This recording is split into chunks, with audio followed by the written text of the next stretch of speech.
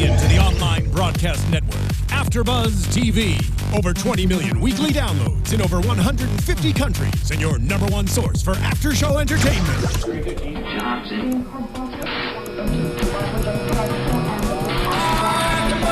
Afterbuzz TV, the destination for TV superfans. Producing aftershows for over 300 of your favorite TV shows. Interviewing celebrities and showrunners. And bringing you behind-the-scenes exclusives. All thanks to E! Entertainment's Maria Menounos, producer Kevin Undergaro, and internet leader Akamai.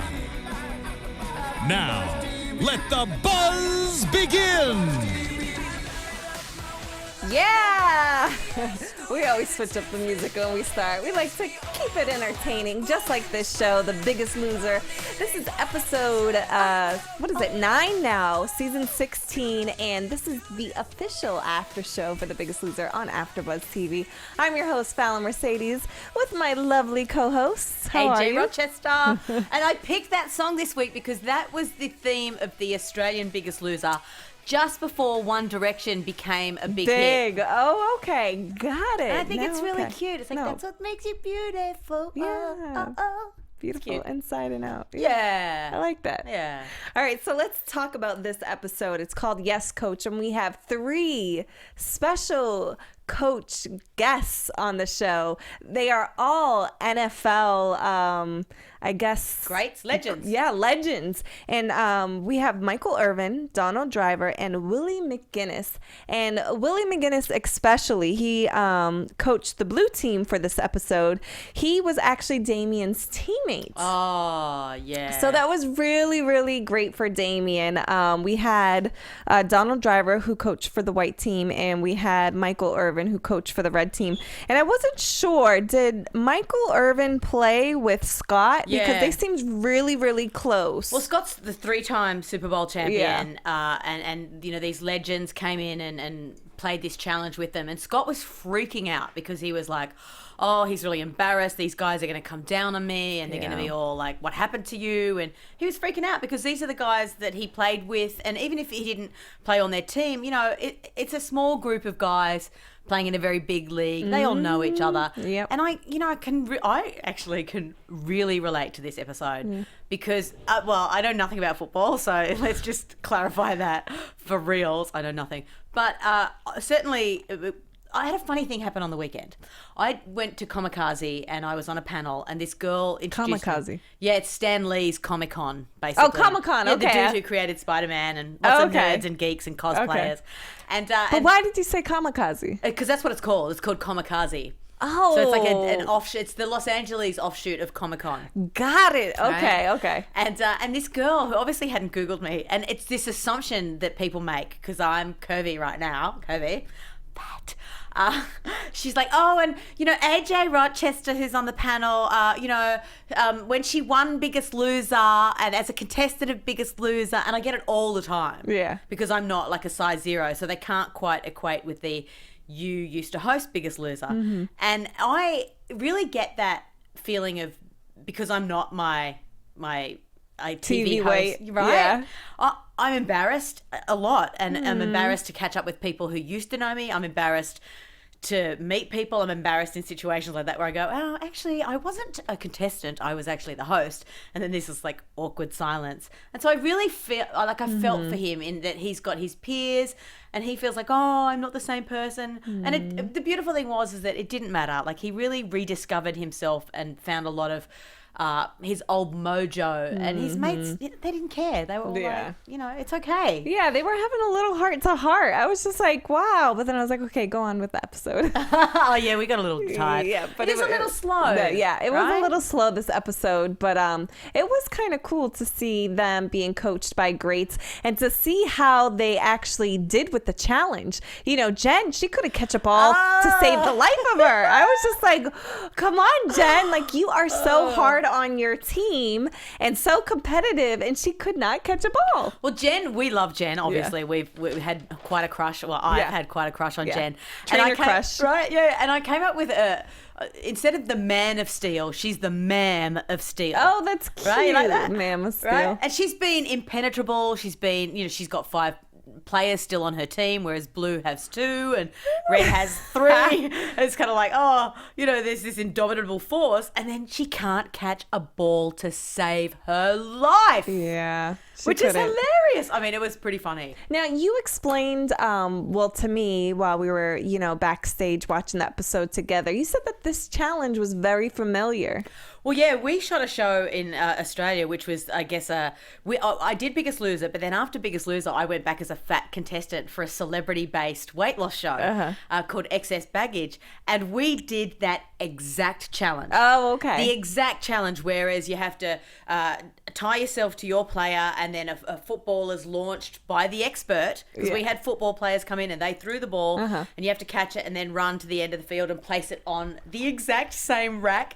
Fill your rack. So it was quite funny. But then, they have a lot of Australian producers on this series. So I've no doubt that they're going to be picking, and that we always stole from each other. I mean, Australia's literally, the first year, we stole all of America's temptations and challenges and everything, and all the Australian people were like, I saw that last season, that's really boring. So that's funny. We had to come up with original stuff, but then America started stealing our stuff. So I mean, not that stealing, because sharing, they own it. it's good television. Sharing is caring. That's right? a very Hollywood term. I'm going to share your script and your idea for your show. I'm going to share it. Sharing is caring. Now, with this challenge, I actually noticed Damien was in an arm sling, and he got so competitive that it even came to the point where he took his arm sling off, to try to help out his leader, it's Jessie, to catch a ball, because they were not catching the ball. And he said, this is embarrassing. He was like, I'm out here with,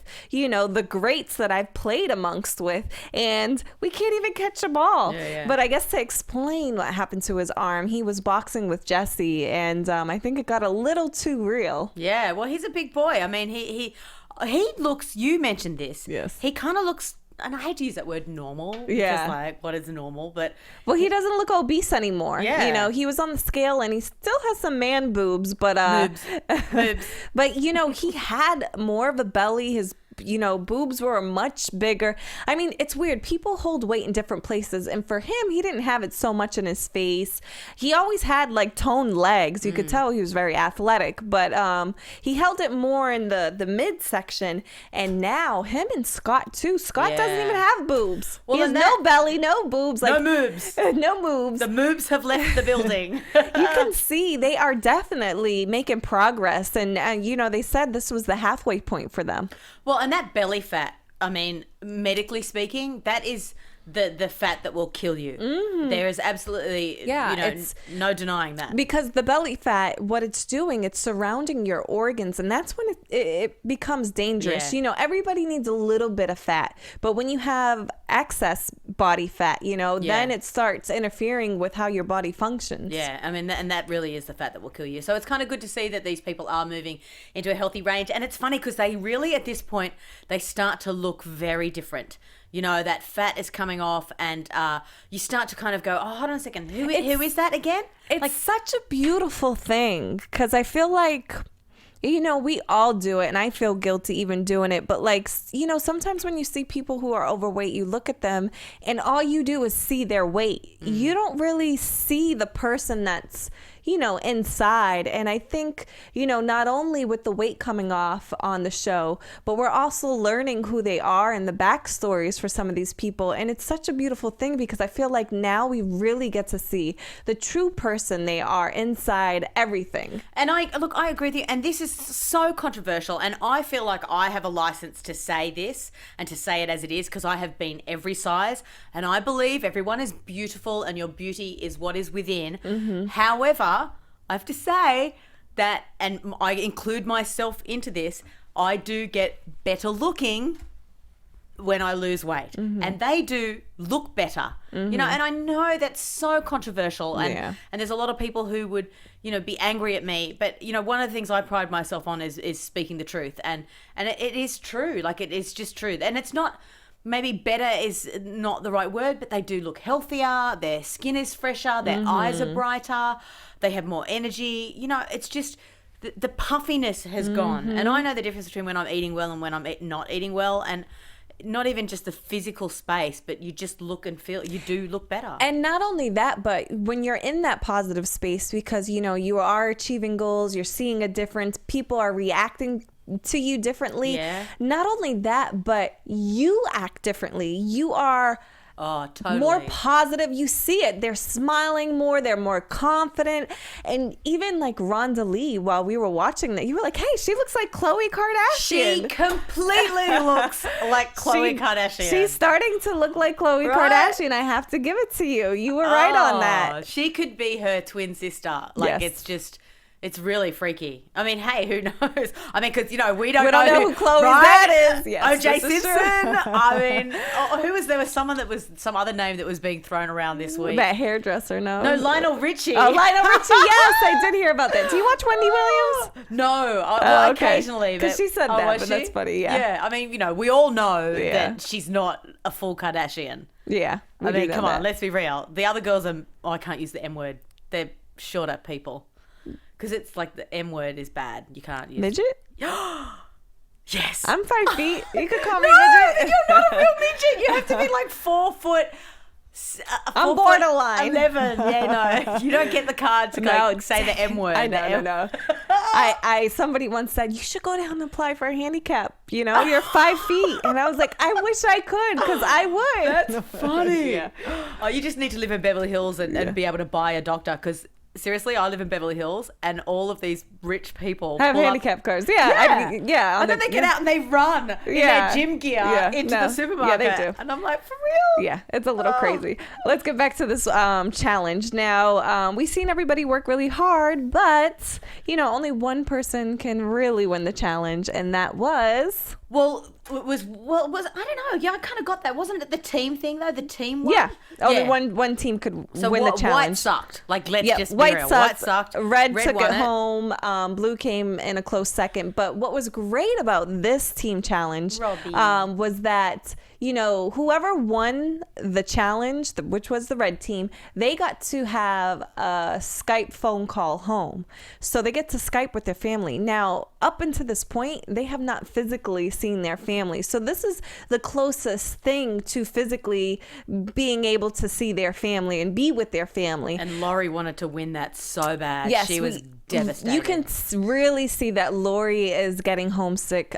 She has a husband, she has a son, and you know what we love about I love about the contestants on the show is you could really see that they care for their teammates. Yeah. You know, it is, you know, a one man's competition when it comes down to the end of it. But right now, you know, you really see them helping each other out. And yeah, it's not so cutthroat yet. Yeah. No, like it's not. And we see that with Rob. He gives his Skype call to Lori. He said, you know, I'm in it to win this thing. I'm focused. Like, you go ahead. You go Skype with your family. But you know who his phone call would have been to? It's his mum. Yeah, like, exactly. Really, like, oh, gee, I'm really going to want to speak to my mom right now. Yeah, no, that's true. It's like, go call your kids. Yeah.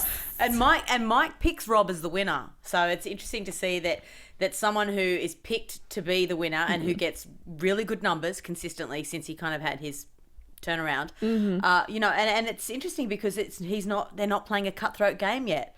There's something's got to happen for it to change. Oh yeah, we see something in the preview for next week where things get shaken up.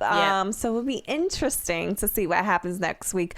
But it was cool to see the Skype phone calls home with their families. You know, we don't get to see too much of Jordan. He was kind of the one that we didn't know too much about. So it was interesting to see him Skype call his wife because she's pregnant. She's like 8 months pregnant. She's very, very pregnant. And we got to see the ultrasound, and she was talking about the visits to see the doctor for the baby.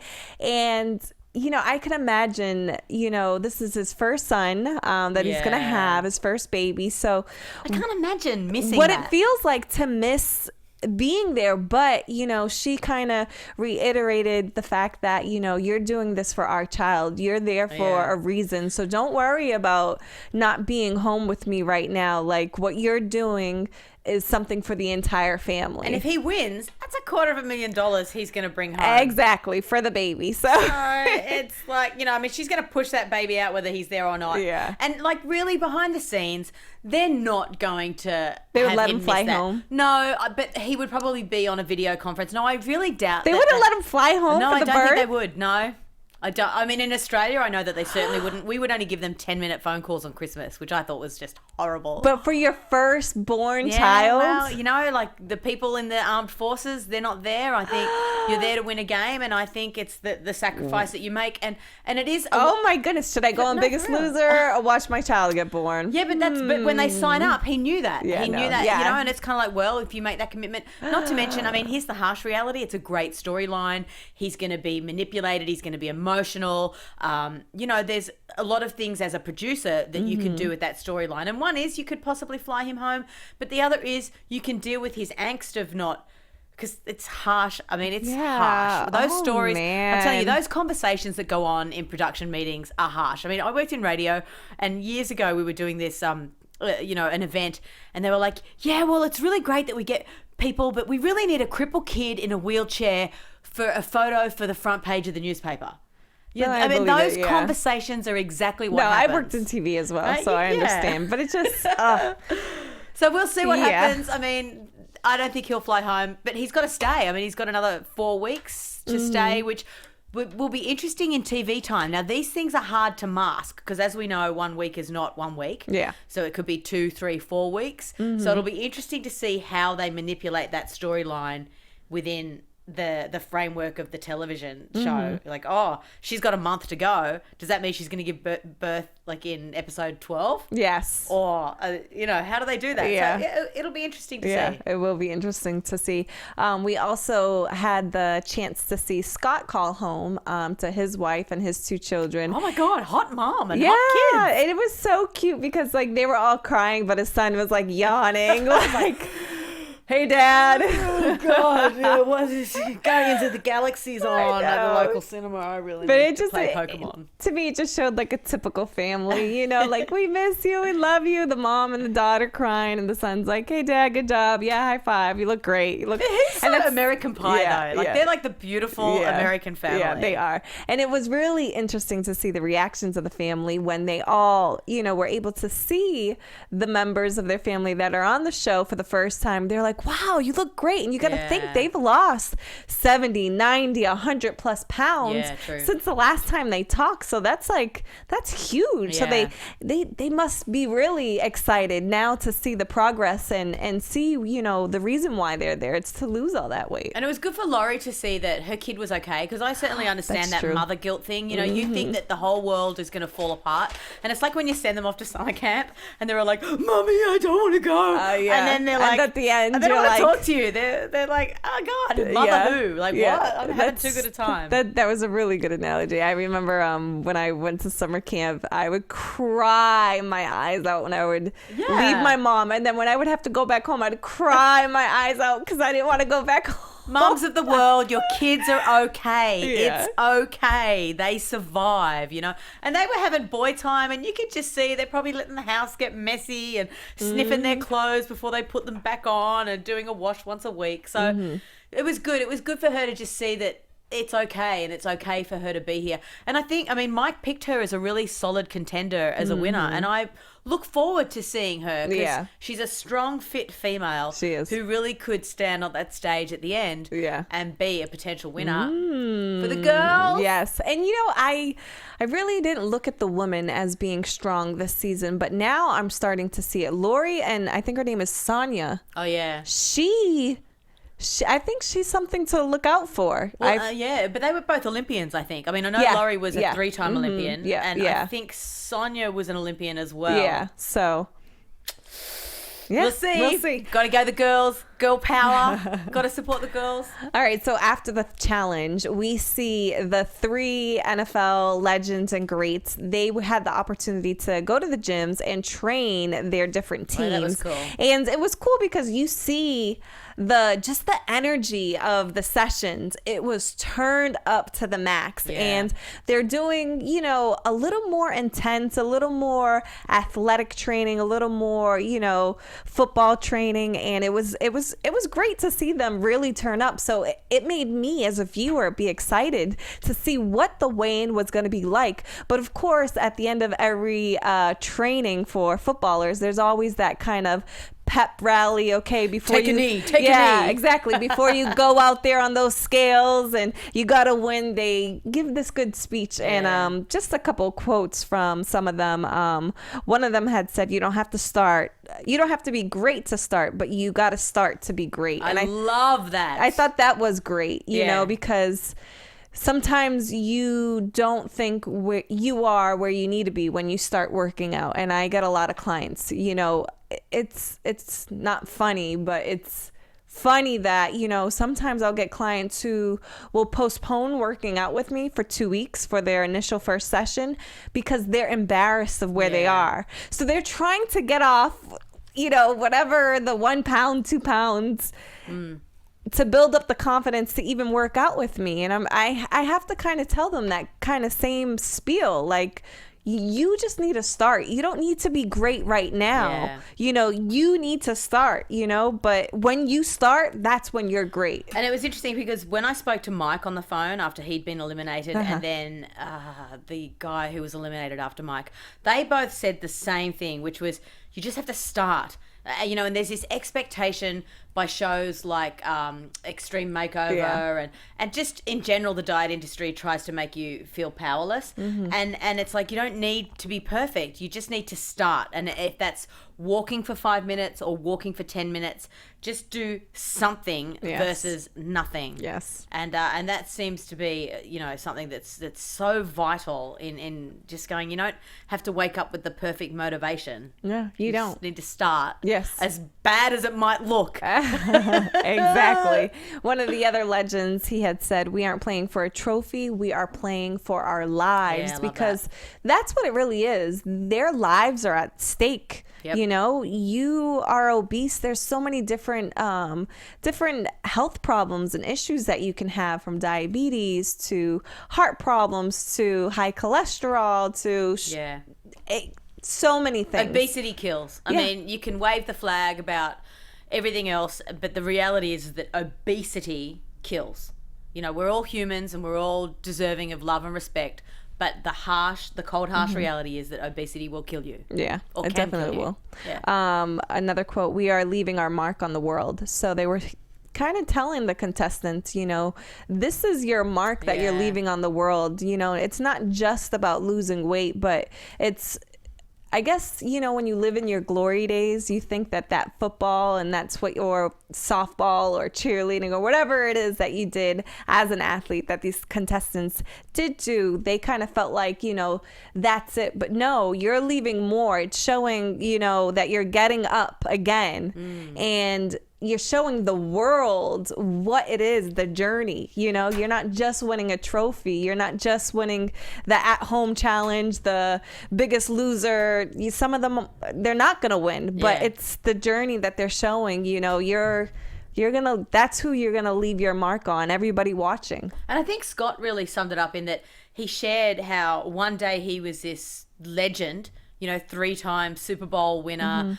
and then literally the next day his contract wasn't renewed, and he did not know who he was outside of that world. And I think that's really important for all of us. I mean, certainly when I left Biggest Loser Australia and you know, I kind of came here and no one cares what you've done, and you know, you kind of go, oh, who am I outside of that? And it's really important to remember who you are, the essence of yourself, you know, and your strengths and all of that. And he kind of found himself in that episode.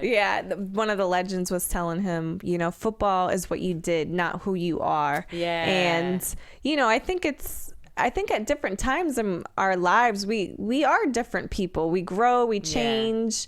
And I think for them, you know, this has changed them. Yeah. And they're really finding out who they are without their accolades and achievements. But we still want them to pull trucks and airplanes. Yes! Like, we've got it that it's like deep and meaningful and emotional and all that stuff. But and I'm guessing if you and I are both complaining about it, then other people are complaining about it, because we have read comments about people going, you know, they're not 100% into this series change.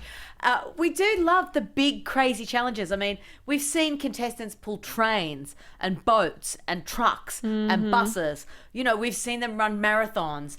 And I guess, you know, I want to see that. Yeah. Please, come on. I agree. I mean, I know it's a little late because you've already shot most of the show. But just yeah, FYI, they're my agree. notes. They're my production notes. I agree. I actually met some of the producers at that muscle and fitness event, and we're going to try to get them in there. We've been kind of corresponding. You've been stalking Jen on Twitter. How's it going? It's great. We're going to try to get her in here. They are still filming, so her PR people said that it might be a little tough, but we're going to try to get her in here.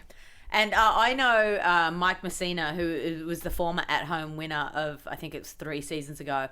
Mike Messina, you need to come in and talk to us. And then also the guy from Scandal. Oh, yeah. Brian. We met him in the kitchen. He was awesome. He's the Biggest Loser fan. I can't say his last name. It's... I don't know how to say it. Anyway, Brian from Scandal, we're hoping that he will come in because he's a massive Biggest Loser fan. Yeah, that would be awesome. So we're working on some good guests. And also let us know who you want. Yeah, that'd be good. And tweet them. Tweet Jen and tell her she has to get her tight butt into here. Yes, and abs and arms and legs. Yeah, and she's just tight everywhere. Like... When she hugs me, I went to shake her hand. When she hugged me, she was so hard. I was like, I want that body. I want that hard body. Let's talk about the Comeback Canyon situation. We have both Jackie and Blake. Now, if Jackie, she beat out Gina last time, if she wins this episode, then she would be the first contestant to win at Comeback Canyon 2 times in a row. Now, Blake, who she's been doing pretty awesome for having both of her legs in a cast. Yeah, she consistently got 10 pounds a week, and then last week got 5 pounds. Yes, 5 pounds. So, you know, usually when you don't lose as much as you have been losing the following week, you have higher numbers. So when she stepped on the scale this week, she lost 1 pound and Jackie lost 6 pounds. And obviously Blake, A, is going through some kind of a plateau, and then B is just so injured. Yeah. And I mean, you know, you as a trainer would know that if you have to do the same exercise, your body adapts. Over and over, And obviously Blake can only be in the pool and on the bike, the rower, or the bike. Yeah. That's it. And so it's limited. Yeah. She kind of explained her situation, how like she just truly was embarrassed for only losing a 1 pound. But girl, you look good. You ain't got nothing to be embarrassed about. She's so hot. I mean, she is. For real. She's so gorgeous. She's probably one of the contestants that I am most excited to see at the finale. But she's already lost like 90 something pounds. And when they did the Where Are They Now, she looks amazing. I mean, God, I don't even know. I mean, maybe she could lose another 20, 25. Yeah. But not a lot. I mean, she just looks so beautiful. I mean, I'm not all into that stick thing. Yeah. She looks great. All right, let's talk about the weigh-in. Not the real weigh-in, but not the real weigh-in, but the bigger weigh-in. We'll start off with the white team. Rhonda Lee lost 7, JJ 4, Woody 3, Toma 8, and Sonia 9 pounds. 9 pounds. That was amazing numbers. She looked great too. White team are just a dominant force. And can I just say, Ali looks amazing. Who? Ali, the host. Ellie? Allison. Oh, Allison. I'm like, Ellie, who's Ellie? That's what, that's what she gets called in real life. She, is it? Yeah, I didn't know. I was like, who? I'm like, what contestant is that? I'm like, looking at my notes. Well, no, she's looking really hot right now, but I think it is to do with she's Allie. leaving. Allison, yeah. Allie. What is, you were saying Allie. Allie. It's my Australian accent. Allie. Okay, got it. Sorry. But I think it's because she's finishing up on Days of Our Lives. Yeah, she does. So She she's does look like great. ending with a bang. You know, she's like, leave looking really hot she right looks now. good.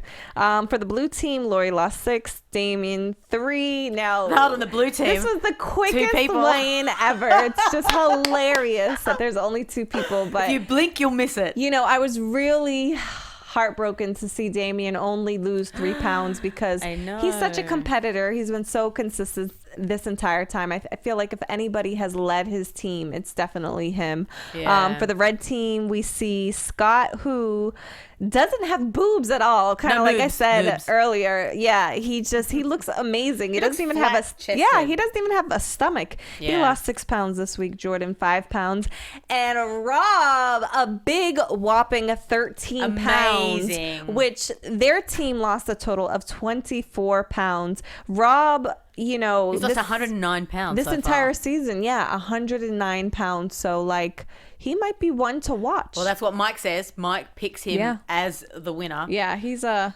one to I watch think now. That's probably a good call. I mean, he is just powering up from a man who in the first episode, you know, when Dr. H brought in the wheelchair and tried to get him to sit in the wheelchair and he cried and freaked out and he said, I know I'm dead. I'm a dead man walking, and cried and screamed and slammed doors and chucked a huge tantrum.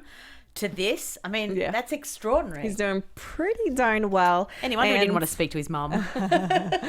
And unfortunately, because the blue team lost the weigh-in challenge, the lowest person who had the lowest body fat weight percentage went to Damien. So Damien went home. But, you know, he went home like a champ. And, of course, he gets surprised at Comeback Canyon. So it's going to be interesting to see Damien versus Jackie. Yeah, I think Jackie's Damien gone. got this. So Go home, yeah, Jackie. He Sorry. got his second chance.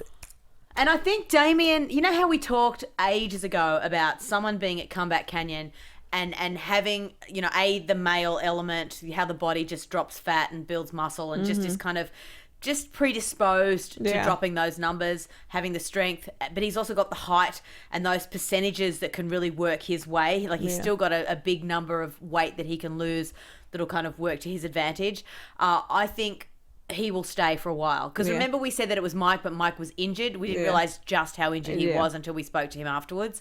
So I think Damien's going to stay for a little while. I have that same feeling, and I'm excited to see this change up that we're going to see. And both AJ and I kind of feel like they're going to change up the show next week because Blue only has one member on their team, and that's Lori. So it's kind of like time to change teams. Yeah, things are going to be shaken up. Let's go into predictions.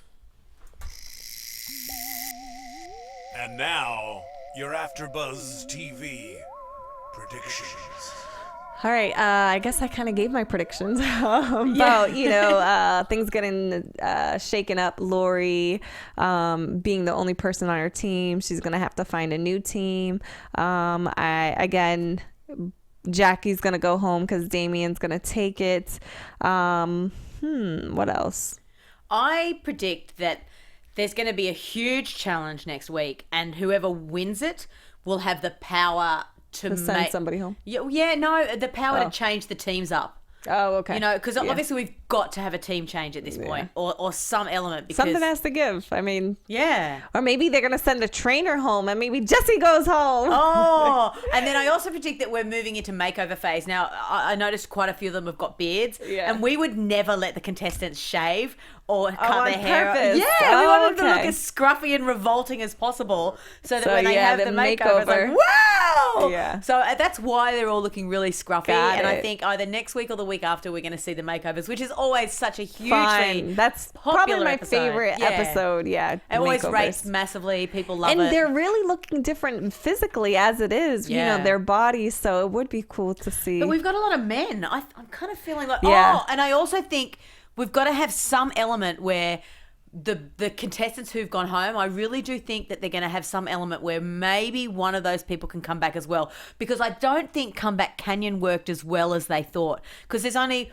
one person who can come back from that. And there's always got to be that element of like, oh, what's going to happen, that cliffhanger element. So I do think we're coming up close to all of the eliminated contestants maybe having an opportunity to come back in. Because remember, it's never just one person. It's always like 2 or 3 people fighting for the right to get in. Because if it's just like Damien, say he stays for the next 3 weeks, it's like, oh, well, we know he's going in, so it doesn't really matter. Yeah, no, so I that's predict true. that as well. Good predictions, you guys out there watching. Let us know your predictions online. Go to YouTube, iTunes, tweet at us. We'd love to hear your predictions. And, of course, rate us 5 stars. 5 stars. All right, you guys, until next time, we'll be here same time, same place at Afterbuzz TV. Catch us on Twitter, Instagram. Yeah. She's Instagramming awesome stuff. Yes, Check her find out. me on fitwithfallon.com and at fitwithfallon on Instagram and Twitter for all your latest celebrity fitness and health tips and news. Yeah, just find me at Ajay Rochester, AJAY Rochester, like Rochester, New York. Like it. All right, you guys, we'll see you next time. Have a good one. Bye. From executive producers Maria Menounos, Kevin Undergaro, Phil Svitek, and the entire Afterbuzz TV staff, we would like to thank you for listening to the Afterbuzz TV network. To watch or listen to other after shows and post comments or questions, be sure to visit AfterbuzzTV.com. I'm Sir Richard Wentworth, and this has been a presentation of Afterbuzz TV. Buzz you later! The views expressed herein are those of the hosts only and do not necessarily reflect the views of AfterBuzz TV or its owners or principals.